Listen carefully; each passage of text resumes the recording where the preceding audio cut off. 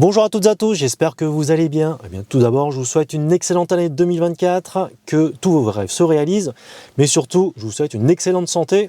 Et pour démarrer cette année, je vous propose de découvrir le Renault Arkana E-Tech 145 chevaux en finition Esprit Alpine. Allez, c'est parti!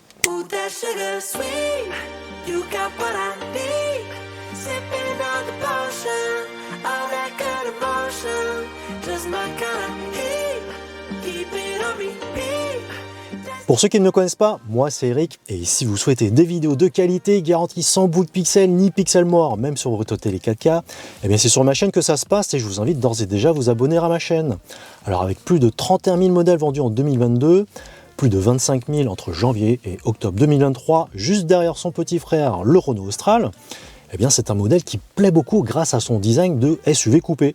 On a ici le modèle qui vient tout juste d'être restylé, ça concerne la face avant avec le nouveau logo Renault en flat design et au niveau de la calandre qui intègre des petits logos Renault. L'Arkana dispose aussi d'une nouvelle signature lumineuse à l'avant mais aussi à l'arrière. À l'arrière, le restylage est plus discret et c'est tout aussi discret à l'intérieur. Exit la finition RS Line, l'esprit Alpine prend place comme sur les derniers Austral et Espace. Ici sur le modèle d'essai, ça reste subtil et élégant, avec cette peinture blanc-perle, les jantes de 19 pouces siglées Alpine, les rétroviseurs noirs, et on remarquera le joli béquet sur le haillon de coffre, et les badges Esprit Alpine sur les ailes avant. Bien qu'on n'ait pas de clignotant à défilement, le look général est très réussi.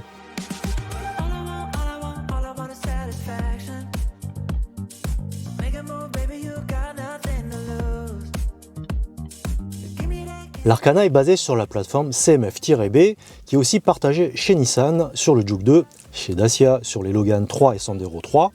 Il est aussi utilisé chez Renault, bien évidemment, sur les Clio 5 et Captur 2.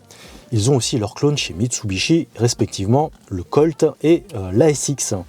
Alors, l'Arkana a aussi un clone chez Samsung, badgé SM3.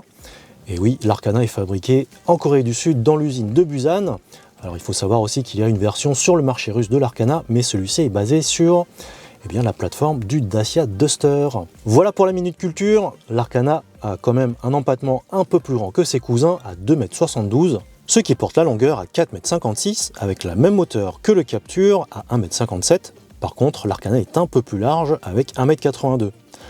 On a ici les dimensions d'un SUV familial, d'autant plus que le volume de coffre est à 513 litres, le plancher de coffre est modulable en hauteur, et avec les dossiers rabattus, on a un volume de 1296 litres.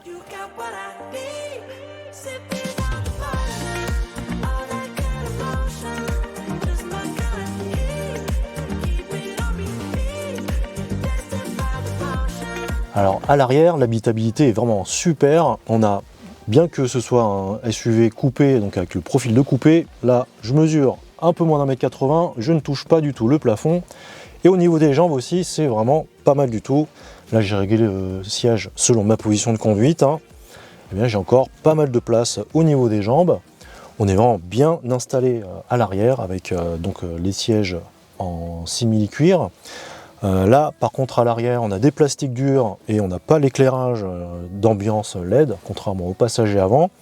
Mais on a toujours la partie en microfibre avec les surpiqûres bleu, blanc, rouge, typique à la finition Esprit Alpine. Et aussi, on a un accoudoir au milieu entre les deux passagers, ainsi que les bus de ventilation, deux ports USB-A et une prise allume-cigare pour les passagers arrière.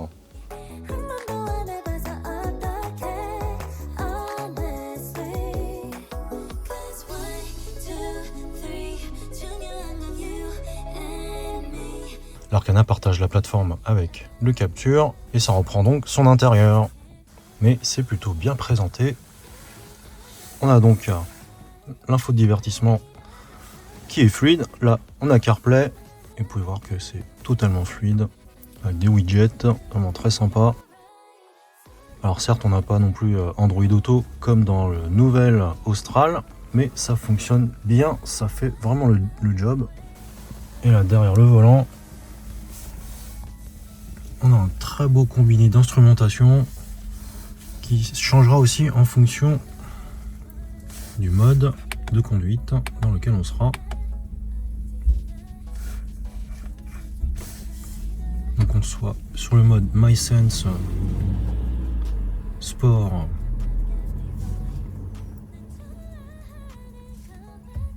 ou bien Eco, on n'a pas la même chose, on n'a pas la même interface.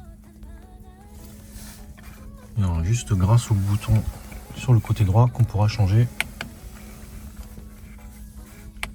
Là sur la gauche.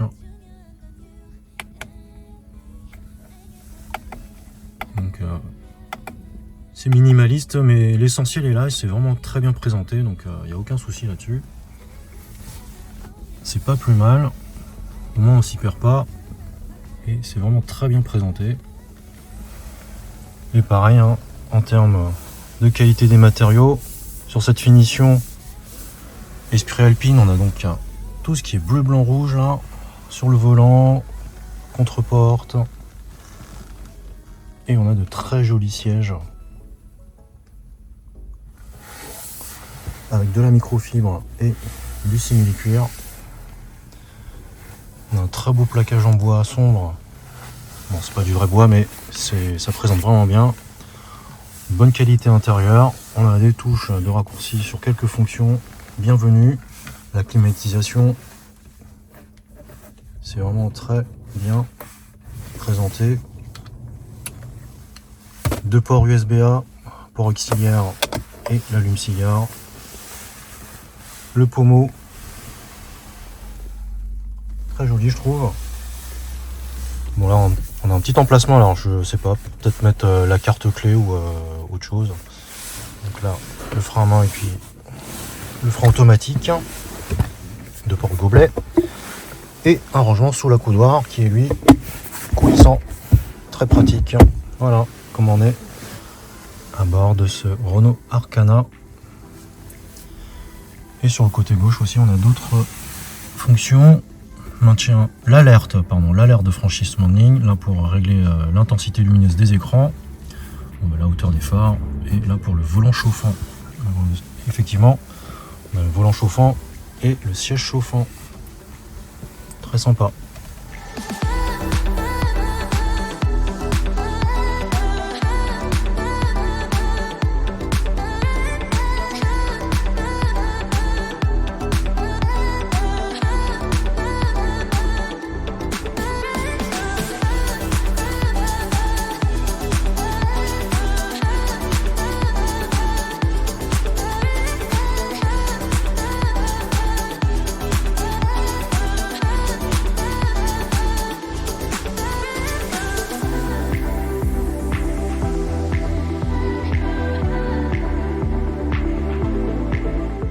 Alors sous le capot, on dispose d'un moteur d'1,6 litre qui développe 400 chevaux, qui fonctionne sur le cycle Atkinson comme dans les hybrides de chez Toyota pour privilégier l'efficience. On a aussi un moteur électrique, lui qui développe 48 chevaux, et un alterno démarreur qui développe 20 chevaux. On a une puissance cumulée donc de 145 chevaux. Le moteur électrique ainsi que l'alterno démarreur sont alimentés par une petite batterie de 1,2 kWh. La batterie se rechargera lorsque elle sera en dessous de 50 voire 25% d'autonomie. Là c'est le moteur thermique qui viendra recharger la batterie. Ou elle se rechargera aussi lorsqu'on aura des phases de freinage, lorsqu'on lèvera le pied. On voit d'ailleurs sur la jauge que la batterie va se recharger. Et en positionnant donc la boîte en position B pour brake, on aura un freinage régénératif qui sera un peu plus puissant. Alors pour un poids de 1435 kg et 145 chevaux, on a des performances qui sont honorables. Le 0 à 100 s'effectue en 10 secondes 8. On a une vitesse max de 172 km/h. Bon, sinon on a un bon ressenti de la route. On peut changer donc la fermeté de la direction dans les réglages. L'amortissement lui est aussi très bon. On a un très bon compromis entre tenue de route et confort, assez équivalent à ce qu'on a dans l'Austral. Et pour vous parler de la boîte automatique, il s'agit d'une boîte Acrabo à 6 rapports. Et contrairement au Renault Austral, eh bien dans l'Arcana, je n'ai pas ressenti de secousse. Et là, je suis sur voie rapide, 110 km/h. J'ai pas besoin de hausser trop le ton. C'est bien insonorisé. C'est vraiment très appréciable. Là, à vitesse stabilisée, eh bien, le moteur thermique, lui, va venir charger la batterie. Et selon les phases d'accélération, décélération ou du relief, eh bien, le moteur électrique va se mettre en route. C'est complètement transparent pour le conducteur. Et ce qui est appréciable, eh bien, c'est le fonctionnement en ville. On a donc le moteur électrique qui démarre d'emblée. Il n'y a pas trop d'inertie, il n'y a pas trop de temps de latence. On a vraiment le fonctionnement typique d'une voiture électrique, sauf que là on a beaucoup moins de chevaux. Mais moi j'aime bien, c'est très agréable en ville et aussi dans les embouteillages. Alors par contre, hein, sur le mode sport, ou quand on va mettre pied au plancher, là on va entendre un petit peu plus le moteur à essence.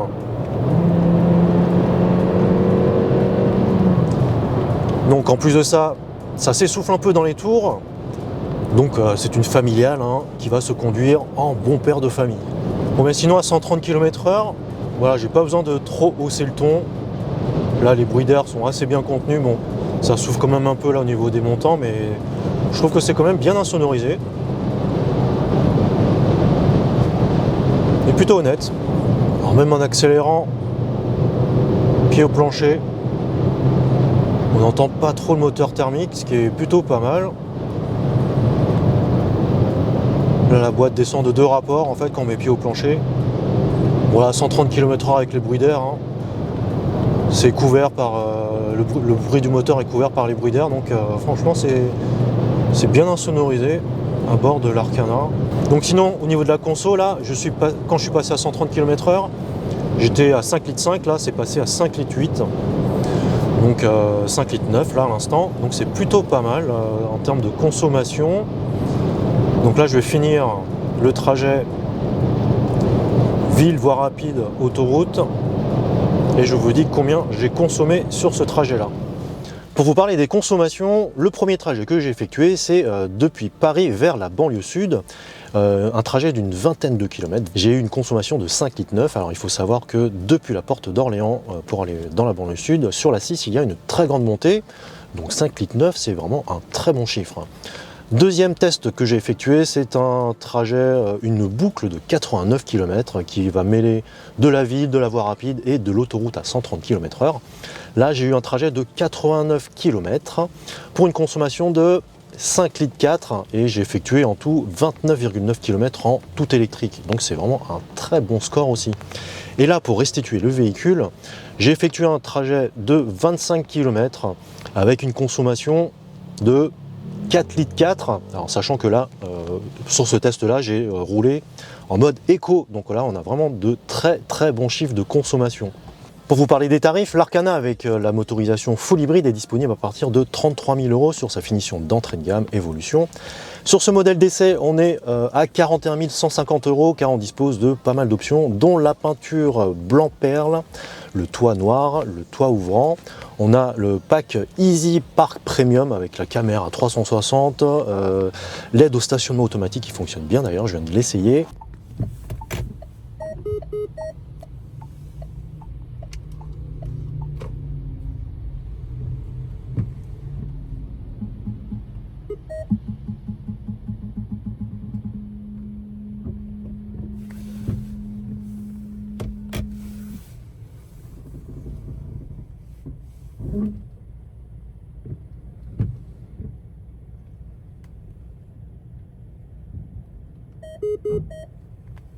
Ça fonctionne bien. Hein.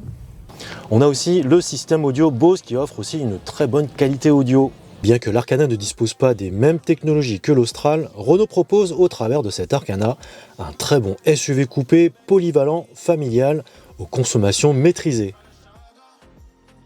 Alors avant de partir, ça se trouve il y a une scène post-générique à la fin de la vidéo, comme dans les films Marvel, on ne sait jamais. Eh bien, n'oubliez pas de me lâcher un like, un commentaire, n'oubliez surtout pas de vous abonner à ma chaîne car vous êtes plus de 86% à ne pas l'être. Et d'après mes calculs, ça fait tout de même plus de 44 000 personnes. Donc n'hésitez surtout pas à vous abonner, ça me permettra d'être plus crédible et d'avoir plus de poids vis-à-vis des marques. Comme ça, je pourrais vous proposer d'autres essais auto ou des tests de produits. Et bien sur ce, portez-vous bien. Attention sur la route, n'oubliez surtout pas de cliquer sur la cloche pour ne pas rater ma prochaine vidéo et je vous dis à la prochaine. Allez, salut!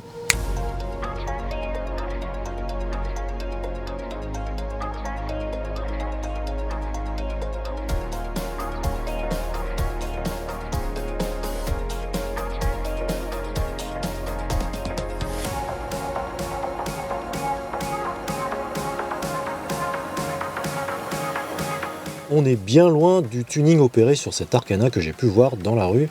On a l'impression que cette Arcana peut voler avec tous ses artifices et son gros aileron sur le haillon.